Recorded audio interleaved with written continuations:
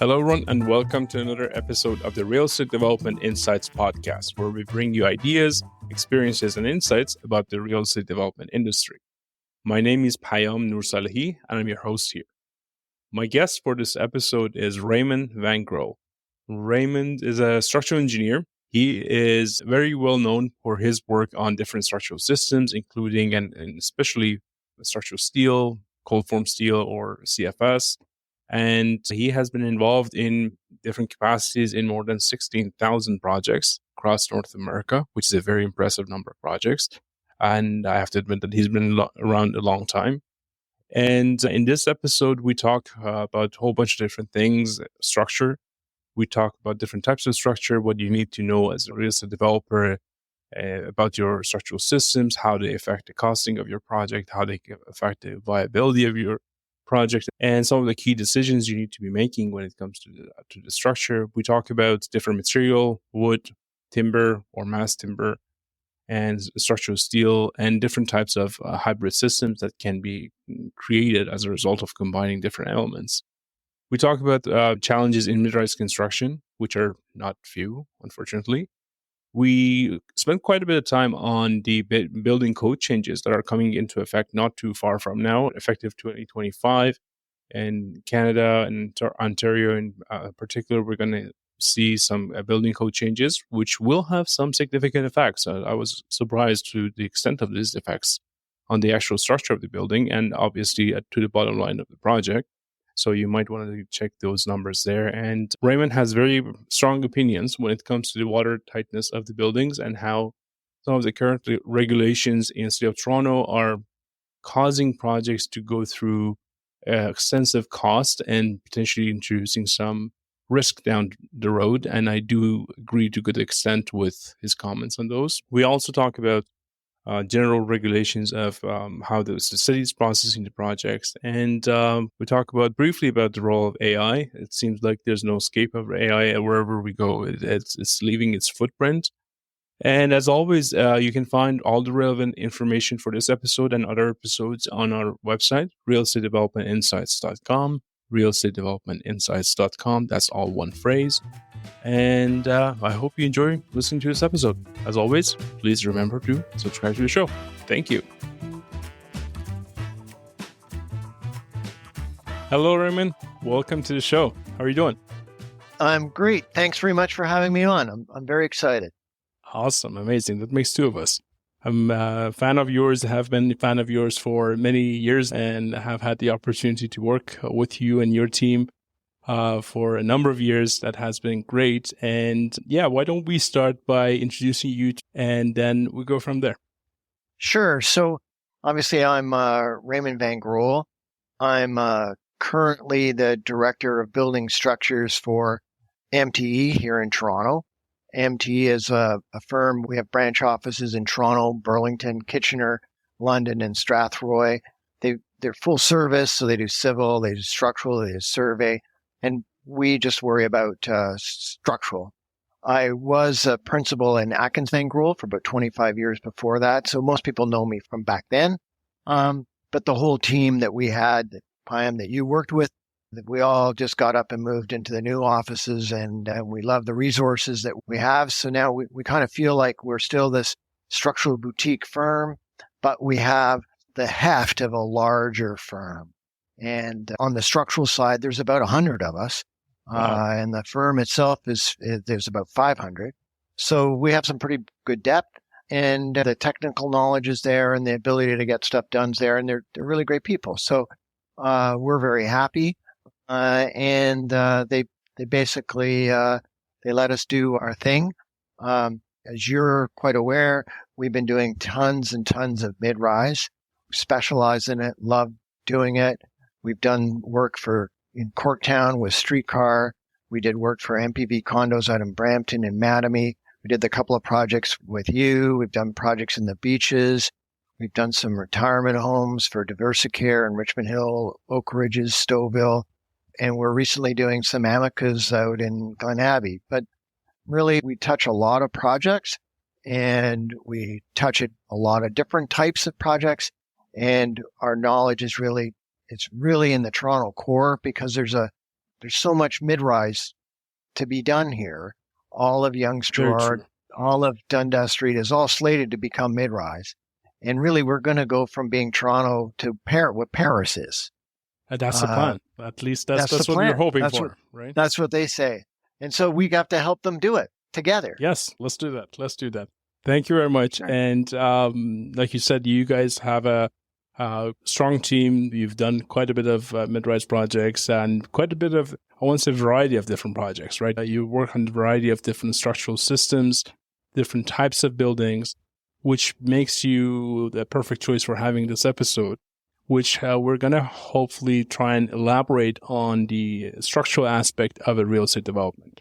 I have to put this in context that from my perspective, I think not enough emphasis and importance is given upfront to the decisions that are made around the structural system of a new build, a condominium, being a residential, being a rental, or being a commercial building, even for that matter. I want to say most of us are comfortable with some sorts of structural systems, and we tend to repeat them.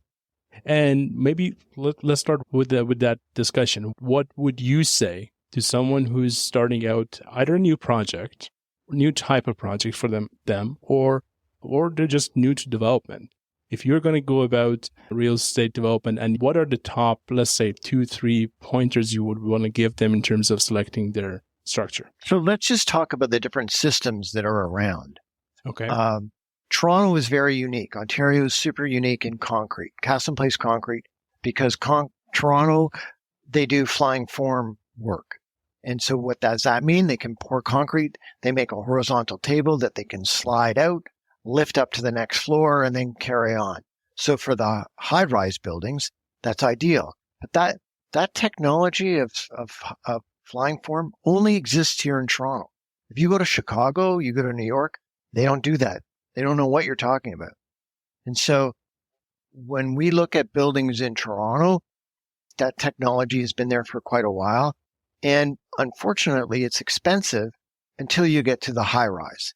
And so that's why for us, concrete is sort of the more expensive of the different versions, but it needs, 12, 14 stories to make it cost effective. The next systems that we end up looking at for people who are probably new is they almost always come from the house building world. They build a house and then they build a couple of townhouses. So they built that all out of wood, and they go, oh, we should just build out of wood because that seems relatively straightforward and simple. The thing in the mid-rise is that they always think that they're building, let's say you did a 3-story townhouse and you want to do a 5-story building. They always think they're building the 2 floors on top. And we're like, no. This is a different You're building the extra 2 floors on the bottom.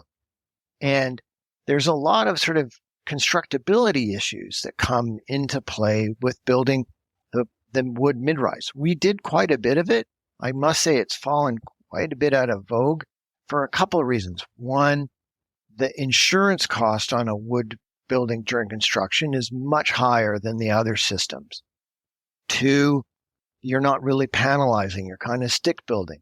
3, you have to have fire suppression controls during construction, which you're building in the winter. So how are you going to do all that? It gets expensive. And I think the one that kind of made it worse for everybody is that when a 6-story building, you get some serious amount of wood shrinkage, real shrinkage. The building might shrink 1.5 inches over construction, which is a lot. And then just the regular fire rating that a guy who's building a house or a townhouse won't know about. So there's unknowns there, but they all think it's simple. Then the next kind of systems that we look at, we've done with you, we look at the different hybrid systems. So the hybrid systems, you can build a steel frame building and you can say, I'm going to put Hambro, which is a composite joist and concrete, or you can do a deep V deck like ComSlab, which is a really simple system because you're back to a system that just needs the floor structure to get your fire rating out of. Or we use precast. Precast is a great system because it's fast and it's cheap and you can build it in the middle of the winter and you don't need to really do anything special. And then for us, you could also do a full steel frame building and then infill it with the structure, or you can do load-bearing panels and fill it with the structure. For us, what we like to do is if you're really in the beginning of looking and worrying about how you're going to build, you say, give us your preliminary designs of what you're permitted to build, and let's do a couple of options marked up so that you can see how does that work in your building. And I have to say that after 30 years of doing this, every building leads itself to a different system. It's hard to believe there's no one cookie cutter for every kind of building. Every building leads itself sometimes to a different system. And then that makes sense. What we find that happens that the buildings the walls don't line up. There's offsets. The building has to stagger because there's different zoning aspects.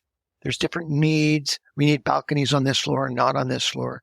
And so the level of complexity in the building is easy for the guys designing it because we're doing it in, 3D models and running our CAD and doing all that kind of stuff. But the guy building it, it's not simple because in concrete buildings, they do the first 2 floors and then it's the same floor for 15 floors. But in these mid-rises, it's not like that. Raymond, you just touched on a few things that a whole bunch of them are interest to me. And one of them is you mentioned something that I've come across before. And when we talk about a mid-rise building, we're not talking about building a bigger house. It's not the same thing, just a little bit bigger. It's a different animal when it comes to complexity, constructability, and details. And I think that's one of the things that's important for someone who's coming from that background, which frankly, from my perspective, we want to encourage those people. Like someone who's had the background of developing even a small townhouse project, they are more primed to go through a mid-rise project as their next project, understanding the differences, than someone who's coming just blank out of the industry. And maybe we can talk about that a little bit. I have to agree. And the thing that's different is they're kind of used in a house that they don't have to worry about fire rating. And they usually, because they're only 2 floors or so, they don't have to worry about stacking stuff up too much. And so they worry too much about the load paths. And they don't have to worry about lateral and earthquake loads because R9 house, you don't really need to worry about that too much. You have a little bit, but not too much. And so I think that the thing that we've seen happens is that they think they're building a house, but it really is much, much bigger. And so there's levels of complexity that they're creating because they just think they're designing plate by plate and they need to think 3-dimensionally. And when you start thinking 3-dimensionally, then you start realizing how things have to line up. True. And the other thing that you touched on, and I'm actually curious to learn more about from you, is the shrinkage. When you mentioned shrinkage on the wood structure, were you talking about just a stick-built traditional wood, or are you including mass timber in that? So my experience has just been with the stick-built traditional wood, although it was panel-built. But we did some 6-story buildings, and they actually had almost 1.5 inches of total shrinkage. Mm-hmm. And it was a little upsetting to some people because they didn't remember that we had told them that would happen. And the masonry cores, because in a 6-story wood building, you have to stay masonry, doesn't shrink. And we had allowed for stuff to kind of hinge around there, and the rest of the stuff shrank. And so we weren't that concerned because we knew that was going to happen. And then we knew they were putting gypsum leveling on top. And we said, that'll straighten this all out. But they were really not expecting to see that happen. If I may interrupt you, do you Sure. expect from a technical perspective, and I'm curious to know that, does this shrinkage or does most of this shrinkage happen during the construction phase while you're loading the building, or is this a long-term effect? No, it all happens during construction. And what happened was we pointed out to them, we said, hey, do you not remember we said you got to put the roof on immediately as quickly as you can, and you got to try and keep the building dry. And the windows weren't in, and they had like 1 inch of water all over the floors. And it had taken like 5 months to build because we kind of got in the middle of COVID and they got other labor issues. And so we were like, you're not building this fast enough and you're not getting the building enclosed.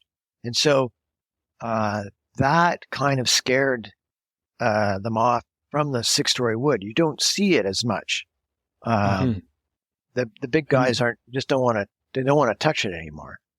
And I guess that goes with the whole complexity of a bigger project, bigger scale. You need better measurements in place, right?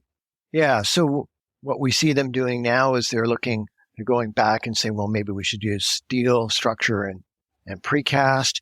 That goes together well, or the load-bearing systems. Hambro were telling me they just did a mid-rise in Calgary. There was a steel building in Hambro, and they did it in an incredible 12 weeks. I think that there are some really impressive systems going on, but people are drawn to the timber because they think that's very inexpensive.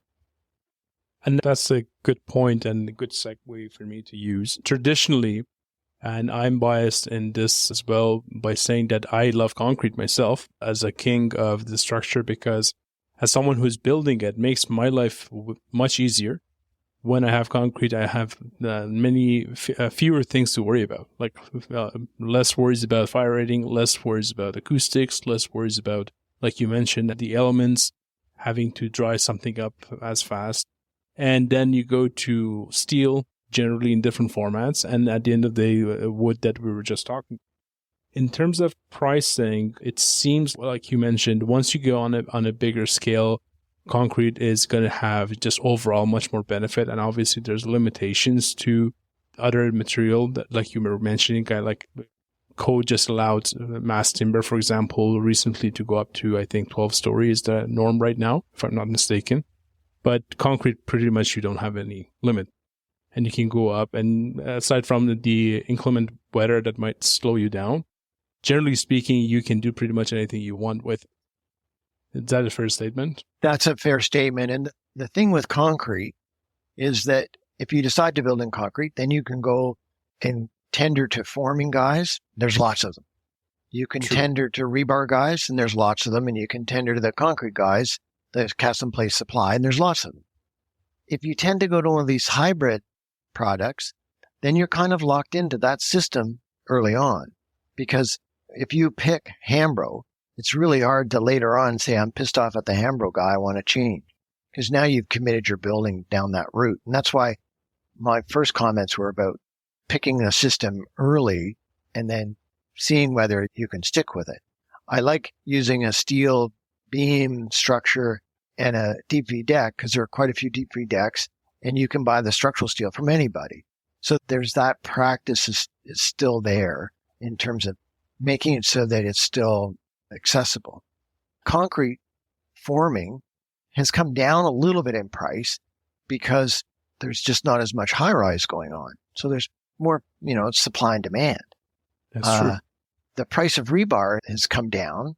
And so that's helping with all that.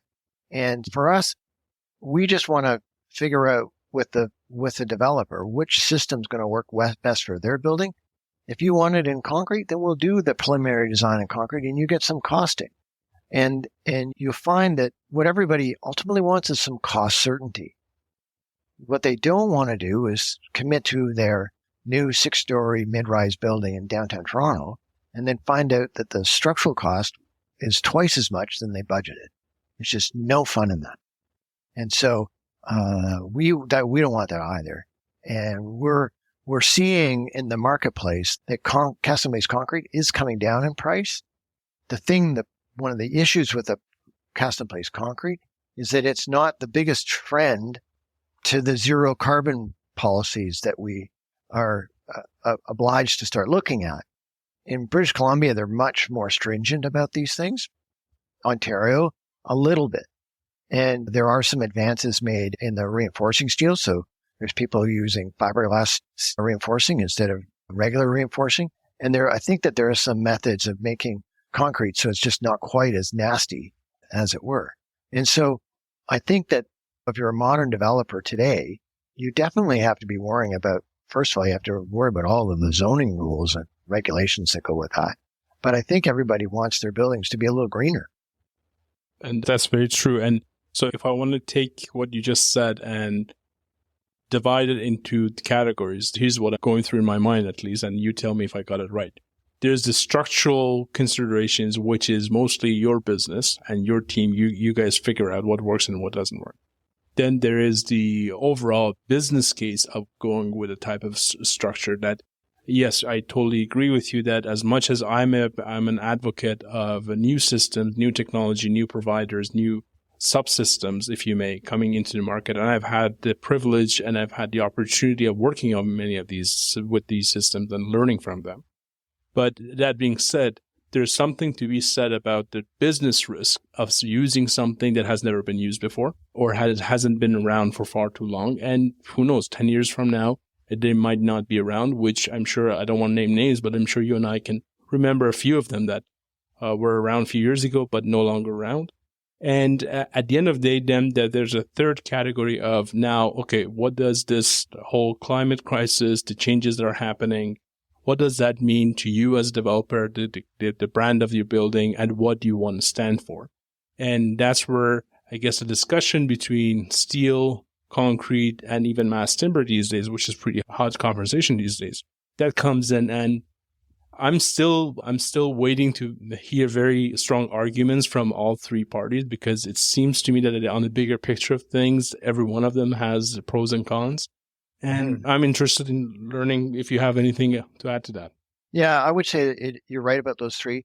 The guys from DeFasco, which are now ArcelorMittal, did a study, a Stelligence study, they call it, steel intelligence. And they compared a mass timber building to a light gauge steel building with a DP deck to a cast-in-place concrete. And what they found was that the carbon in the mass timber and the carbon in the light gauge steel were about the same and all lower than the cast-in-place concrete buildings. That stuff's available on their website. The CSSBI has it. There's links to it. CSSBI is now part of CISC, the Canadian Institute of Steel Construction.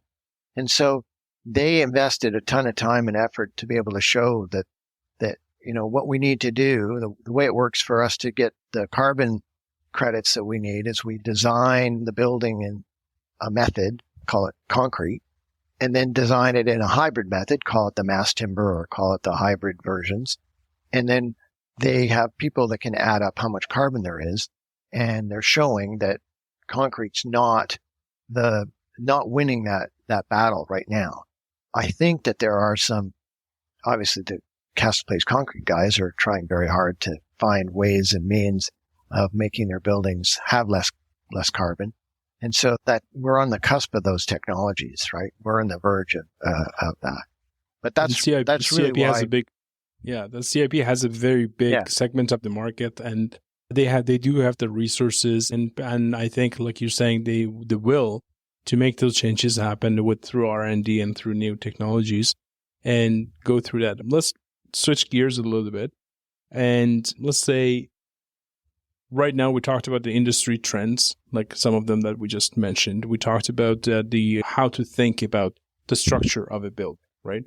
What are the major challenges that you think that as an industry right now we're dealing with when it comes to the role of a structure in the definition of a new building? I know you and I were talking about a few things before recording, and one of them, like you had a few pointers. One of them was about the whole watertightness of some of these structures. Yeah, so I think there's a couple things that we should just touch on.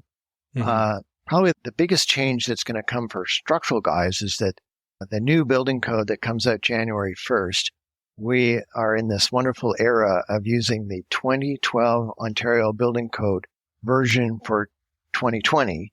And now they're going to issue a new building code in this January. And we've done some analysis, and the new code is going to increase the earthquake forces by about 75%. So what does that mean? It's massive. What does that mean? Your heavy buildings are going to, everyone managed to get through grade 11 physics, and force is mass times acceleration is for everybody, right? Newton's law, something like that. And what happened is that the mass of the buildings, they are the mass, but the acceleration for these buildings suddenly got much higher. So now the forces are really high. So if you have a mass timber building or a light hybrid system building, the effect isn't as much. But these concrete buildings, it's going to be a big effect. And so it just means you're going to need more concrete walls inside the building. There's no hiding from it. And that's just going to cost more money. Because obviously a concrete wall is much more money to build than a non-load bearing drywall wall. So I think that's going to be a major change that I don't think everybody other than structural engineers is really paying attention to. You got our attention right now as well. So you're saying this code change, which I'm going to ask you if you know what the rationale behind it is, but this code change is going to hit the heavy buildings, i.e. the CIP buildings, harder, so making them even more expensive than they are. Yeah, it is. And I guess every year there's people doing more and more research about how they determine what that acceleration part of the force is, mass times acceleration. And what they've been doing is they've been studying that to a higher degree, and they're realizing that in their opinions, that the accelerations are too low and they need to be higher. And so that's just going to have a net effect of making the forces more. That's their rationalization. And I haven't heard anybody who's arguing that they're wrong. So I think it's going to pass, or it's passed. It's just got to get printed. So we're going down that path. I don't think any structural engineer is going to argue that we shouldn't do this. They're not going to do that. Why would they do that? They have to design to the code. By its very nature, the structural engineers are one of the people who have the most liability for any building you design in your lifetime. Yeah. And as it is, the structural engineers that I've known are very conservative, including yourself. Don't want to take too much risk, and I can't blame you for that. It's just basically making you more conservative. Just to give us a ballpark, if you can. I don't know if that's a fair question to ask you. Are we talking 10% more concrete in a 10-story building? Is that how we should think about it? I think it's more than that. Is it? To this point, we've only been dealing with what the forces are, but the forces are more than 75% higher. We're just doing a couple of projects now because we're nervous that our developers aren't going to make it in for permit before January 1st.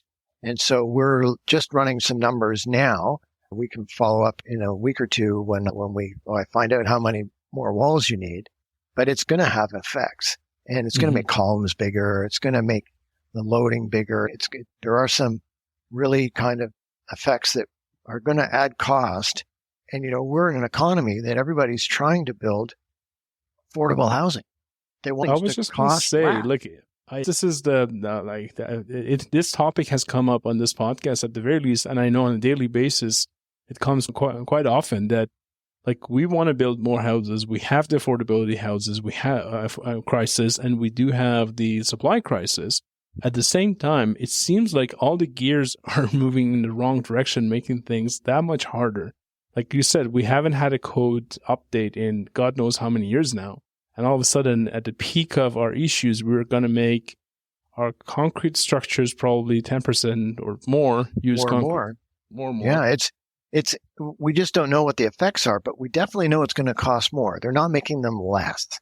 Interesting. That's an interesting aspect. And I know the other thing you and I were talking about was the whole concept of being watertight and designing watertight at least in the city of Toronto.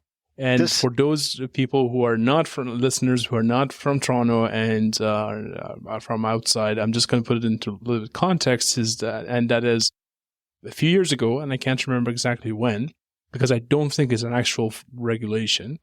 Something came up that any new building in the city of Toronto, if you're building and if you have an underground, you're going to have to design it watertight, so not to gather any groundwater and drainage system inside your building. And that has caused a lot of controversy, to say the least, and added cost to a whole bunch of projects. And I know, Raymond, you had some strong opinions about that. So I'll leave the rest to you.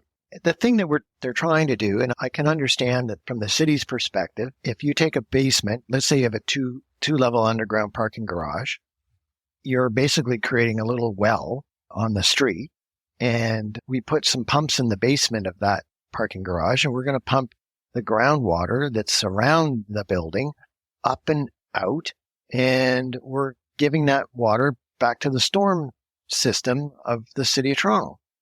If it goes in the storm system, you hear about it all the time when they have a flood or a high rain, like we did a couple of weeks ago in Toronto, 75 or 100 millimeters of rain in a day.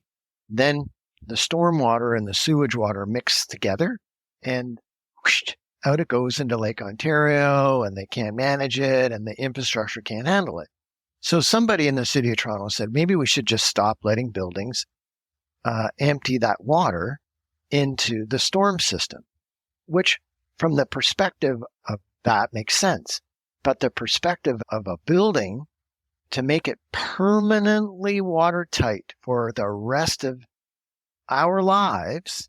It's a very big ask. And making it so that it stays 100% waterproof forever just seems a little much to ask.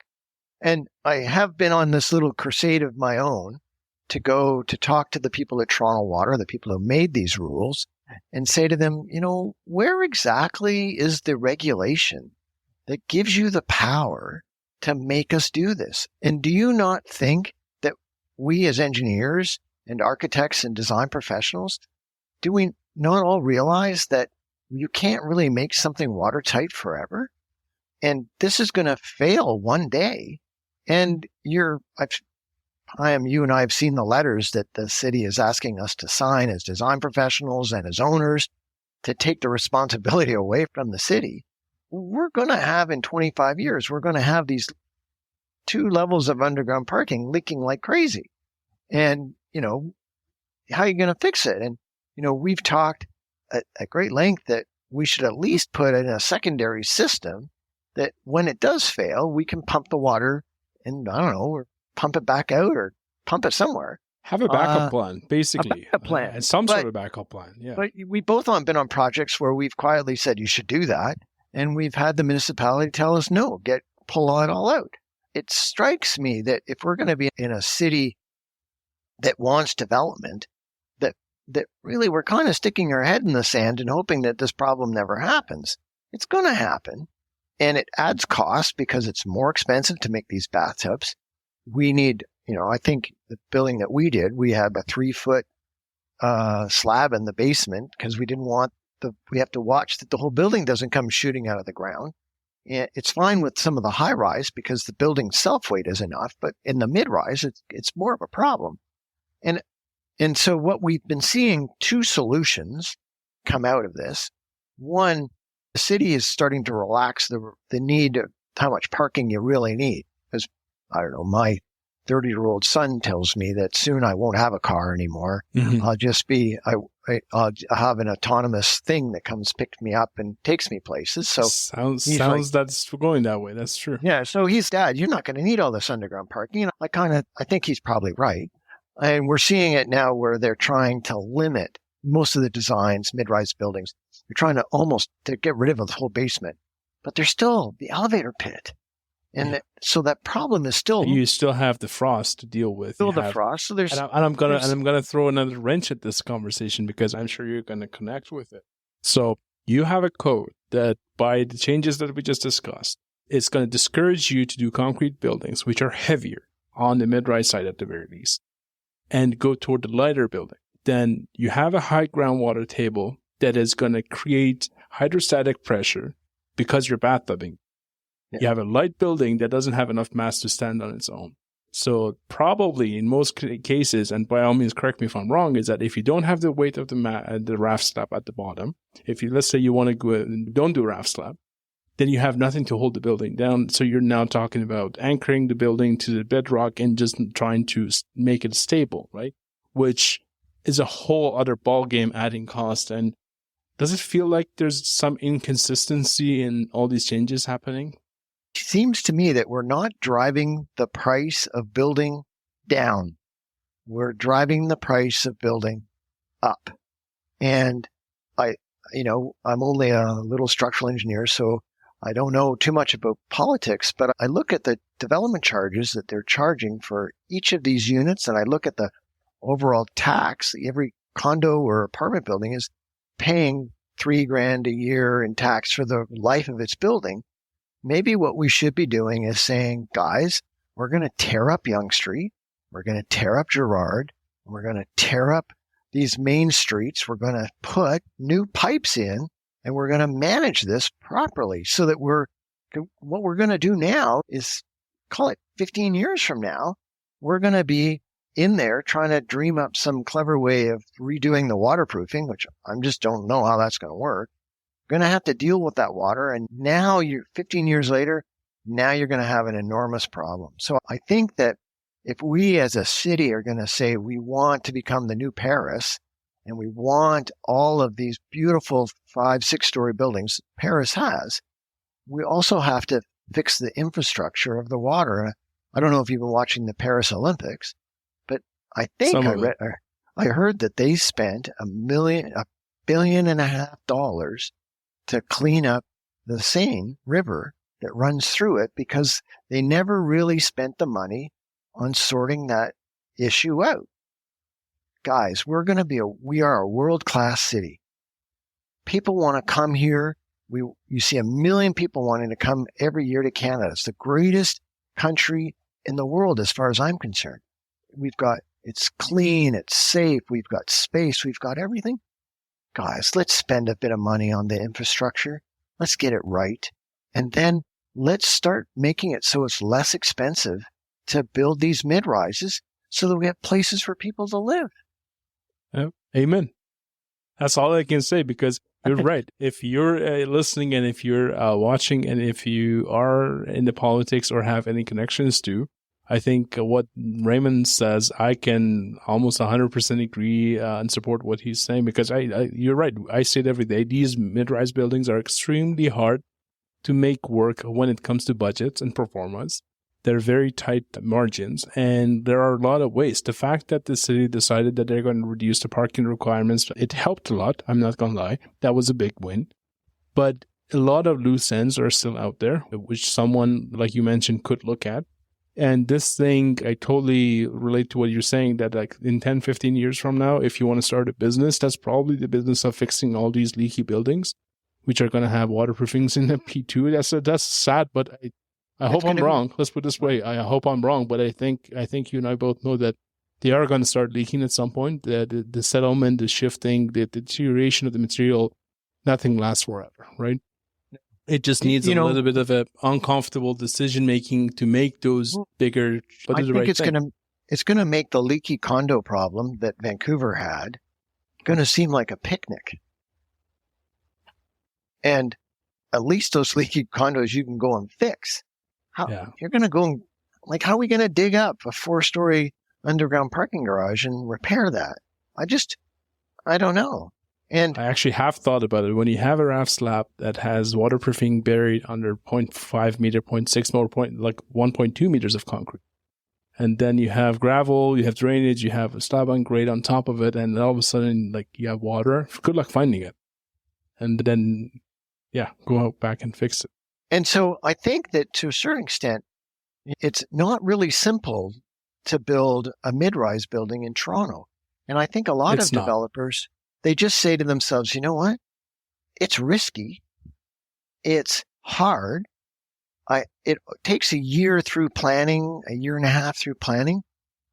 Forget it. Let's just build a 44-story building and call it a day. And you're absolutely right. And sorry to cut you off there, but you have all these applications that go in City of Toronto, and I'm sure you get the updates, or you see the updates on the City of Toronto website. And every day there's another 40-story, 50-story building, which, don't get me wrong, they're definitely needed in terms of support and capacity. But what about quality of life? That's where I question all these tall buildings with such vicinity to each other, so close, and that might be entirely a separate episode. I don't disagree with you, but I think that Toronto needs to look at the opportunity of how much space there really is along our main arteries. You take the subway system for granted. There's lots of room to build stuff in and around the subway systems and between the subway systems. there's lots of these 1 and 2 story buildings that we've both seen, and you take them down and you build a new 5 or 6 story building. You're doubling the intensity. You're not really impacting the neighborhood that much more. Everyone still wants to have these neighborhoods of single family dwellings in their little backyard. Then, you can't do that with 44 story buildings around you. You're losing the context of the community. And I think that, we're just sort of not really thinking this 100% through. Some hard thinking is ahead of us. Let's move on a little bit, and let's say you're advising a younger version of Raymond starting out your own practice, or not just structural practice or engineering practice, but other professionals in the field, other professionals such as architects, such as even mechanical, electrical, like prime consultants, or anyone in the design profession who has a role in the development of a project. What are the things you think that most of the professionals neglect in terms of paying attention to efficiencies, creating value in the project, making them even it could be monetary, or it could be in terms of making them cleaner, less waste, greener for that purpose? Does anything come to mind? I really think that I see it quite a lot, because now I'm the old guy when I go to the meetings. I think that what I see is that some of the other design professionals and some of even my own colleagues here, because they're using computer design and because they can do anything in the computer within millimeters and move things around, that they're forgetting about the overall simplicity of what we're trying to build, because you're still having the same, humans building it. So are they really thinking about the total assembly? Are they thinking about, the finishes? What's the finish underneath? What's the sound rating? What's the fire rating? They're not thinking about that. They're not thinking about just like if you go to any other countries in the world and they're looking their major cities and you look at how simple they make a building and it's still elegant, there is some elegance that can happen. They don't have to be designed so that they're all, it's all fantastic and like Habitat. You could make them simple and they still have an elegance and a design that's going to last forever. That's what I think that my younger colleagues in all the design professional fields, they get so tied up into the whole computer and the computer design that they forget that really we need to stand back and look from a little further away. And maybe this doesn't need to be so complicated. Maybe it can just be simpler. Maybe, should we really be using full glass curtain walls in a climate like Toronto? I don't think so. That's a whole other can of worms. You're right. You're right.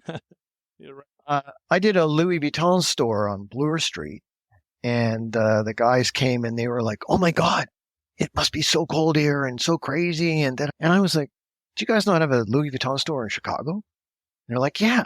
And I was like, "We're not that much different than Chicago." But, energy costs and sustainability costs are changing so rapidly. We're doing buildings now where the exterior skin is actually a photoelectric collector for energy. And I think those are the innovations that are coming that I think are going to be fantastic. I look at our Scandinavian friends, and they're doing buildings that not only are they no energy, they're giving off energy. And, what are they doing? What can we learn from them? What can we go and see that they're doing? Because they're in it for the long game. And I think that perhaps our culture is really in it for the short game. And maybe that's just because of the influx of the demand that we have right now, and everyone's trying to bypass the thinking process to some extent and say, let's just get it done, which there is value to that. I agree that sometimes you need to push it a little bit and get the results out and just at least put the Band-Aid for the time being, but not at the expense of having to go back and fix leaky buildings in 15 years and have buildings that are in 5 years, you have to go back and retrofit for energy efficiency because they're just losing too much energy, right? I read somewhere that you have, or your company overall has worked on more than 10,000 projects. Does that sound about right? I think it's more. It's more. I think it's more. But definitely at least 10,000 projects. Okay, that's a good number to work with. And if you were given a magic wand tomorrow, or you were made, I don't know, whoever you want to be, the mayor, the premier, or prime minister, or someone in the PEO organization, professional engineer organization. If you could choose to change one law, one regulation, one guideline, or even one mental perspective or mental model that people have in the industry, and by people, it could be developers, it could be officials, it could be consulting and designers. Does that one thing, and I'm sorry, I'm going to complete this by saying, to make sure that we build better buildings and we build more buildings. Does anything come to mind? I hate to say it because the site plan process, I think, is broken. I can remember about maybe 15 years ago, they wanted to have BCIN numbers for the design professionals. You needed us all to be licensed for the Ontario Building Code. They wanted to make the permit process standardized and move much quicker. I think that they've accomplished that to a certain extent, because that permitting doesn't seem to be nearly the backlog. It might take a month or so to get a building permit, but it's not years. And what I see, and I think the frustrating and really scary thing for a developer, for a mid-rise, is they have to go buy, let's say they have to buy 4 houses on Yonge Street.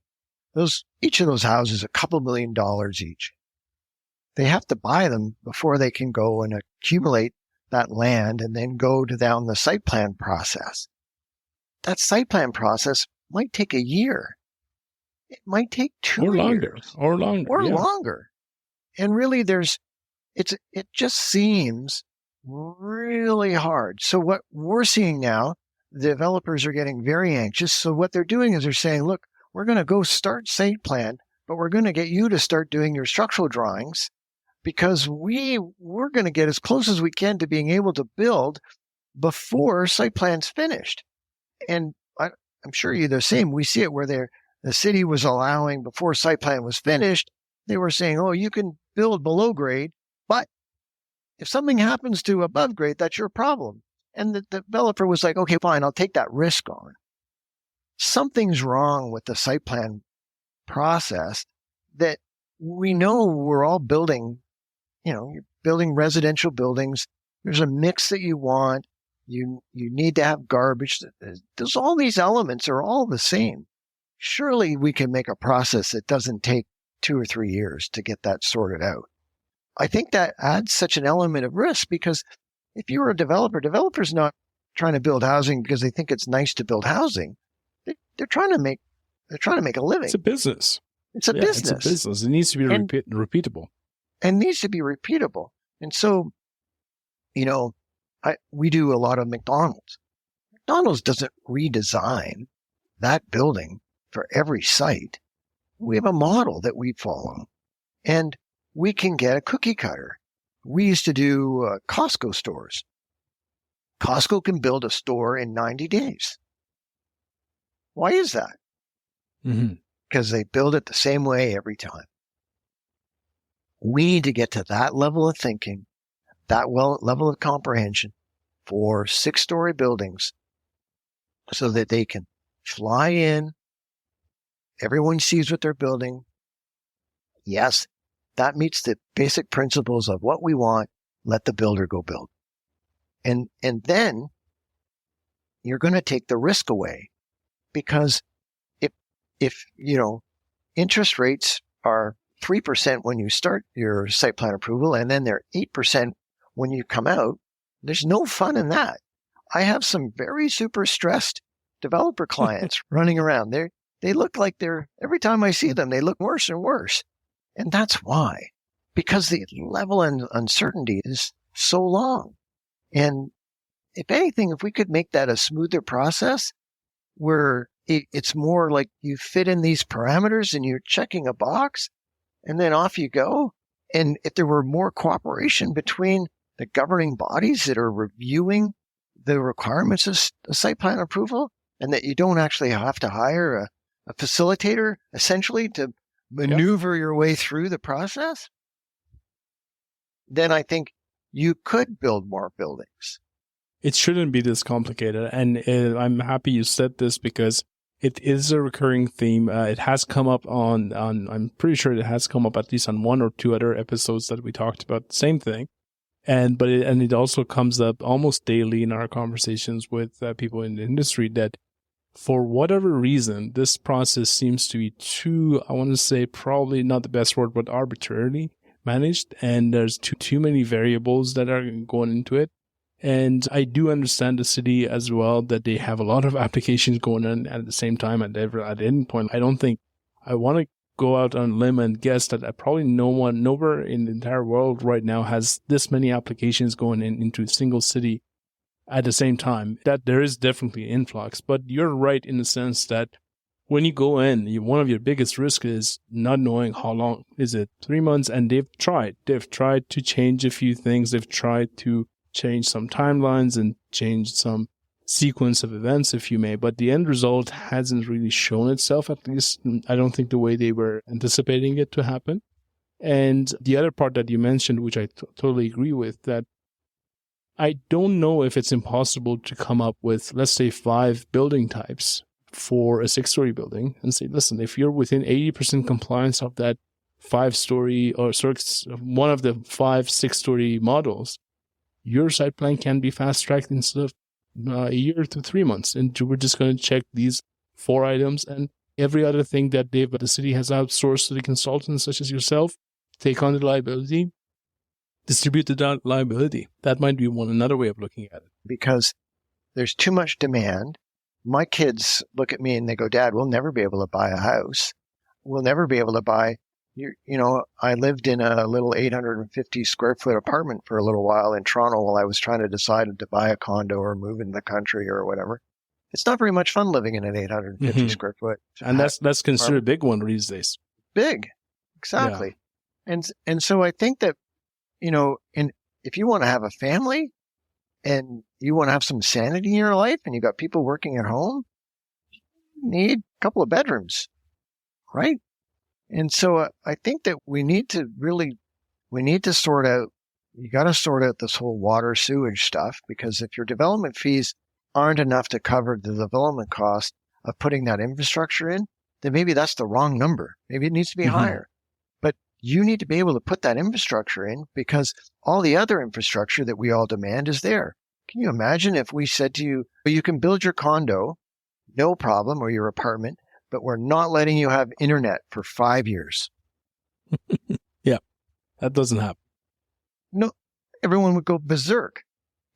Or if they said, you can have internet, but it can only be dial-up speed. 10 years from now, we're going to get you to a speed that works. Yeah, you would have riots on the streets. I don't think so. Yeah. I also have a different perspective. And this one you're kind of like. I've talked about it before in terms of building in different methods and using less humans to erect a building, so that costs less.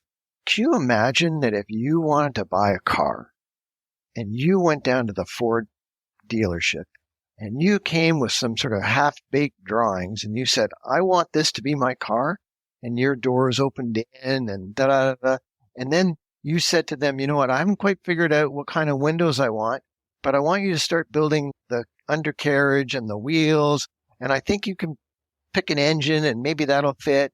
And then, we're going to start building that, and we're going to build this car of yours on your front lawn, and we're going to build it outside.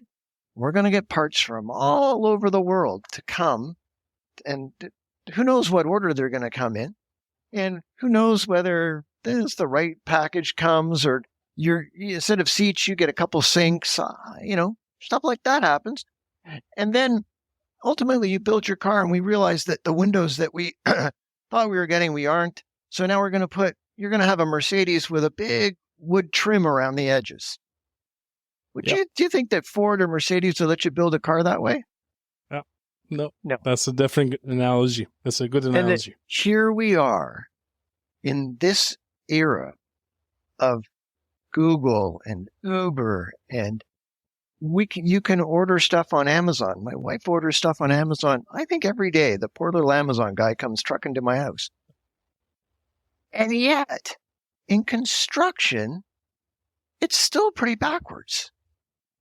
What's a standard door? Oh, very good question. Standard. What's a standard sink? And, a car, they figured out how to build the whole car in a plant, completely finished, couple of hours.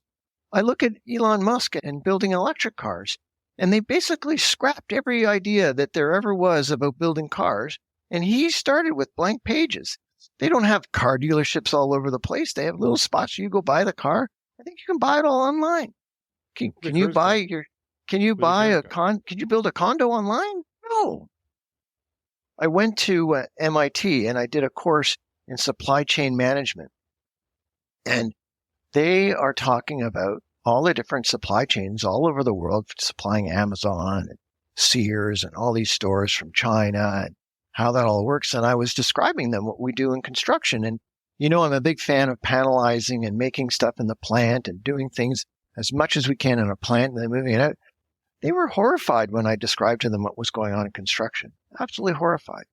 So I think, Pam, guys like you and I, we might be on the cusp where if we can get a couple of these things to change, and if we can get some momentum in saying we're going to make some sort of cookie cutter style buildings and you're going to change the facade a little bit and you can do some things, but we're going to plan it so that can be there.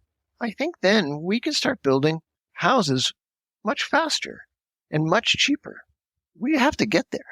I definitely would love to see that, and I'm more than happy to help anyone who's willing to be part of that movement, because you're right. It's sad what is happening right now, that we've been, I think, construction and being someone who builds building for a living, I'm ashamed to say that the process hasn't changed that much since probably the early days that man started building buildings. Product quality arguably can be better. It has been improving, but the process itself is pretty much the same thing. And yeah, thank you very much for sharing that. And I just want to start with some wrapping this up and some closing questions. Sure. One of the things that I started doing about a year ago is asking people in the industry and our experts, what do they read and what do they use to stay up to date, to learn, and would suggest to other people to use the same tools or resources. Does anything come to mind that you would like to share with our audience? I have to say that to stay up to date is tricky these days. At least in Ontario, they're getting a little better to make sure that we're up to date. But I have to say out in Vancouver and BC, as a professional engineer, the regulatory body there makes us they're much higher standards. In terms of overall reading, I have to say I'm terrible. I read Apple News, but I drift into, there's all sorts of fantastic Scientific Americans. There's all sorts of great places that you can see different technology. And I think I also read The Economist, and there's tons of different stuff that's hidden inside that. I think that, my wife thinks it's a bit of a rabbit hole because I can wake up at 4:30 in the morning and kind of be reading for an hour or two. But those things are there. And I'm also a big fan of the podcast. So I listen to The Daily Show. I listen to a bunch of other podcasts where they're talking about, I was listening to one about Duolingo on how they're using AI to encourage you to continue to learn by seeing how you're doing and then making it so you're always in the 80% right and adjusting it. And so I think AI is going to really change the way we think about things. And maybe AI will help us as design professionals, but I think you have to stay up to date with your general reading. Unfortunately, there's no one specific path. No, I think you gotta be looking at it all because it's changing so quickly. Okay. Thank you very much. Is there anything that I should have asked you and I forgot, or do you want to leave any closing thoughts? Pam, we covered a lot of ground here, and I'm excited. I'm a little nervous that I might get killed by a few politicians when they hear what we were talking about. But I think that if someone doesn't start saying, "Hey guys, maybe we're not doing this right," maybe it won't change. But it's we're older design professionals. We have to help our cities. Thank you very much, Raymond. You and I have had many conversations over the years and always a lot of energy and good stuff comes from it. And this one did not disappoint as well. Thank you very much. I very much appreciate your time being here, and talk to you soon. Payam, I really appreciate the effort that you put in to do this. I know that it's your own crusade. You're on your own doing it. You use your own time and your own money. And I think that it's a very worthwhile cause. And I applaud you for continuing this. Thank you very much, Raymond. Thank you very much. Just one last thing before you leave. We've created a document called Real Estate Development Toolbox, which you can download for free from our website at realestatedevelopmentinsights.com. This document is basically the result of us asking our network and our listeners, what is a top tool that you use on a daily basis to keep yourself aware of information that's going on in the industry, the changes, the trends, the technologies, the regulations, and or if you with the tools that you use to make sure that you deliver quality results to your clients and customers, the tools that help you with productivity in what you do, and also any softwares, specialized softwares that you think are useful to share with others. So if you think there are resources that you're using on a daily basis and you would like others to know about them, please make sure to let us know, and we will make sure to include it in the next iteration of this toolbox. Thank you very much, and I hope you find this document useful.